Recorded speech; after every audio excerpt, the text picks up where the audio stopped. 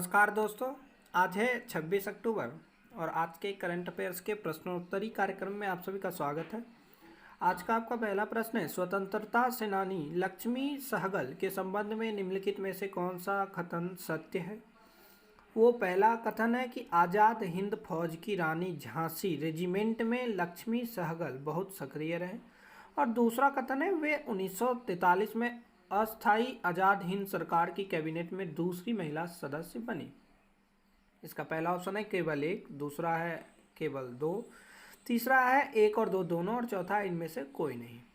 इसका सही उत्तर होगा ए। लक्ष्मी सहगल का जन्म 24 अक्टूबर 1914 को एक परंपरावादी तमिल परिवार में हुआ था। वे बचपन से ही राष्ट्रवादी आंदोलन से प्रभावित हो गई थी, और जब महात्मा गांधी ने विदेशी वस्तुओं के बहिष्कार का आंदोलन छेड़ा तो लक्ष्मी सहगल ने उसमें हिस्सा लिया था। बाद में वे आज़ाद हिंद फौज में शामिल हो गई थी। साल 1943 में लक्ष्मी अस्थायी आज़ाद हिंद सरकार की कैबिनेट में पहली महिला सदस्य बनी।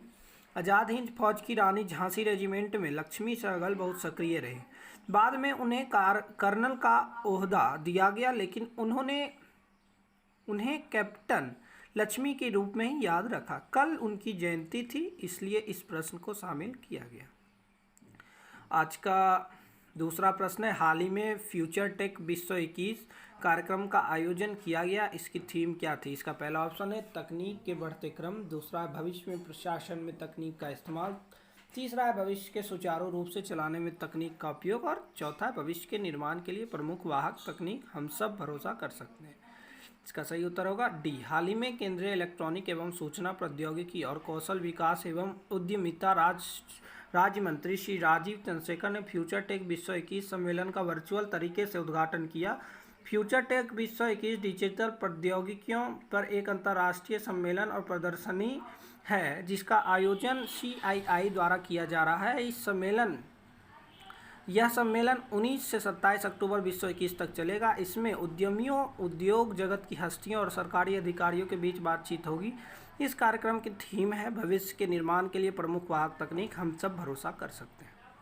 आज का आपका तीसरा प्रश्न है, G20 समूह के संबंध में निम्नलिखित में से कौन सा कथन सत्य है। इसका पहला कथन है G20 शिखर सम्मेलन का आयोजन आगामी 30 और 31 अक्टूबर को रोम में होगा, और दूसरा है इसका मुख्यालय पेरिस है। इसका पहला ऑप्शन है केवल एक, दूसरा है केवल दो, तीसरा है एक दो दोनों, और चौथा इनमें से कोई नहीं। इसका सही उत्तर होगा C एक दो दोनों। G20 समूह के सदस्य देशों का शिखर सम्मेलन रोम में 30 से 31 अक्टूबर होगा। इस सम्मेलन में भाग लेने के लिए प्रधानमंत्री नरेंद्र मोदी रोम जाएंगे। बता दें कि G20 समूह विश्व बैंक और अंतर्राष्ट्रीय मुद्रा कोष का प्रतिनिधि, यूरोपियन संघ और 19 देशों का एक अनौपचारिक समूह। ये समूह दुनिया के प्रमुख उन्नत और उभरती अर्थव्यवस्था वाले देशों के एक साथ लाता है। ये वैश्विक व्यापार में 75%, वैश्विक निवेश में 85%, वैश्विक GDP में 85% और दुनिया भर की जनसंख्या में 2/3 की हिस्सेदारी रखता है। इसका कोई अस्थायी सचिवालय या मुख्यालय नहीं है। आज का आपका चौथा प्रश्न है, निम्नलिखित में से किस देश ने अपने यहाँ 10 अन्य देशों के राजदूत को अस्वीकार घोषित कर दिया। इसका पहला ऑप्शन है अमेरिका, दूसरा तुर्की, तीसरा चेकोस्लोवाकिया और चौथा सऊदी अरब अमीरात। इसका सही उत्तर होगा बी, तुर्की। हाल ही में तुर्की के राष्ट्रपति रेचेप तैयब अर्दोआन ने अमेरिका, जर्मनी और फ्रांस समेत कुल 10 देश के राजदूतों को अस्वीकार घोषित कर दिया। इनका मतलब ये हुआ कि तुर्की इन राजदूतों को रखने के लिए अब तैयार नहीं। इन राजदूतों को अब तुर्की छोड़ना पड़ सकता है। दरअसल America, France, Finland, Canada, Denmark, Germany, Netherland, Norway और स्वीडन के राजदूत ने एक साझा बयान में ओस्मान कवाला की तुरंत रिहाई की मांग की थी। ओस्मान कवाला तुर्की के एक एक्टिविस्ट हैं जो पिछले 4 साल से ज़्यादा समय से जेल में हैं। उन पर विरोध प्रदर्शन के समर्थन और तख्तापलट की कोशिश के आरोप है, हालांकि उन्हें दोषी साबित नहीं किया जा सकता है। आज का आपका तीसरा प्रश्न है, ब्रह्मोस मिसाइल के संबंध में निम्नलिखित में से कौन सा कथन सत्य है। इसका पहला ऑप्शन है इसका नाम भारत की ब्रह्मपुत्र नदी और रूस की मोस्कवा नदी के नाम पर रखा गया है। इसका दूसरा ऑप्शन है इसे ब्रह्मोस एयरोस्पेस द्वारा डिज़ाइन, विकसित और निर्मित किया गया है। इसका तीसरा ऑप्शन है यह मध्य दूरी की सुपरसोनिक क्रूज मिसाइल है। इसका चौथा ऑप्शन है क्रूज मिसाइल परवलयाकार मार्ग में चलते हैं। इसका सही उत्तर होगा डी।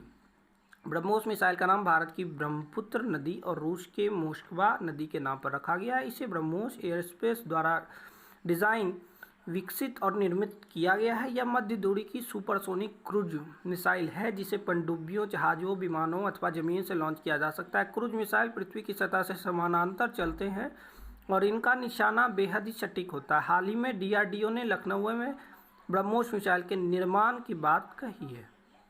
आज का आपका छठा प्रश्न है, कोंकण शक्ति विश्व 21 भारत और किस देश के बीच प्रथम त्रिसेवा संयुक्त अभ्यास है?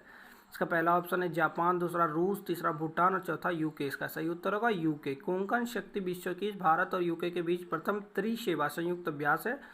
सप्ताह भर चलने वाला यह अभ्यास हाल ही में शुरू हुआ है। यह अभ्यास एक दूसरे के अनुभवों को साझा करने और दूसरे देशों के बीच सहयोग को प्रदर्शित करने के लिए एक मंच होगा।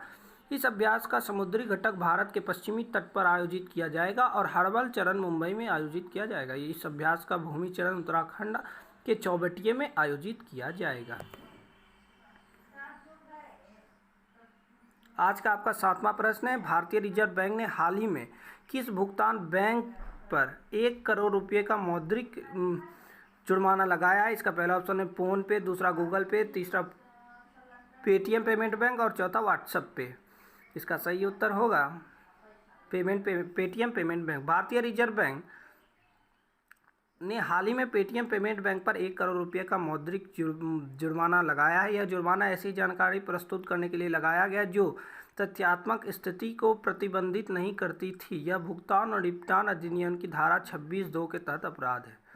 आज का आपका दूसरा प्रश्न है, सेंड्रा मेसन को किस देश की पहली राष्ट्रपति के रूप में चुना गया है? इसका पहला ऑप्शन है भूटान, दूसरा नेपाल, तीसरा बारबाडोस और चौथा श्रीलंका। इसका सही उत्तर होगा बारबाडोस।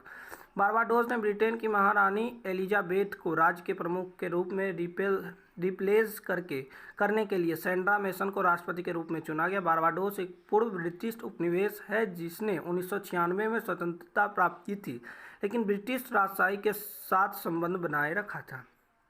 आज का आपका नवा प्रश्न है कि विश्व 21 की वैश्विक कृषि उत्पादकता रिपोर्ट के अनुसार कुल कारक उत्पादकता की वार्षिक दर क्या है? इसका पहला ऑप्शन है 2.58%, दूसरा 4.56%, तीसरा 1.36% और चौथा 6.49%। का सही उत्तर होगा 1.36%। विश्व 21 की वैश्विक कृषि उत्पादकता रिपोर्ट के अनुसार कुल कारक उत्पादकता की वार्षिक दर से बढ़ रही है। यह वैश्विक कृषि उत्पादकता सूचांक से नीचे है, जिसका वार्षिक लक्ष्य 2050 में खाद्य और जैव ऊर्जा के लिए उपभोक्ताओं की जरूरतों को अस्थायी रूप से पूरा करने के लिए 1.73% की वृद्धि का लक्ष्य है। आज का आपका 10वां प्रश्न है, केंद्रीय बजट विश्व 21-22 के अनुसार भारत का कुल सार्वजनिक स्वास्थ्य क्षेत्र आवंटन कितना है? इसका पहला ऑप्शन है 3.8, दूसरा है 4.9, तीसरा 1.2 और चौथा है 2.1। इसका सही उत्तर होगा 1.2। केंद्रीय बजट विश्व 21-22 के अनुसार सार्वजनिक स्वास्थ्य क्षेत्र का कुल आवंटन सकल घरेलू उत्पाद का 1.2% है। भारत में FICCI और KPMG ने कोविड-19 induced health care transformation in India शीर्षक से एक रिपोर्ट जारी की है। इस रिपोर्ट के अनुसार भारत को स्वास्थ्य सेवा परिवर्तन का समर्थन करने के लिए सार्वजनिक स्वास्थ्य खर्च को सकल घरेलू उत्पाद के 3.5% तक बढ़ाने की आवश्यकता है। इस रिपोर्ट में जिला स्तरीय स्वास्थ्य प्रणाली सूचकांक स्थापित करने का भी सुझाव दिया गया है। आज के लिए इतना ही, धन्यवाद।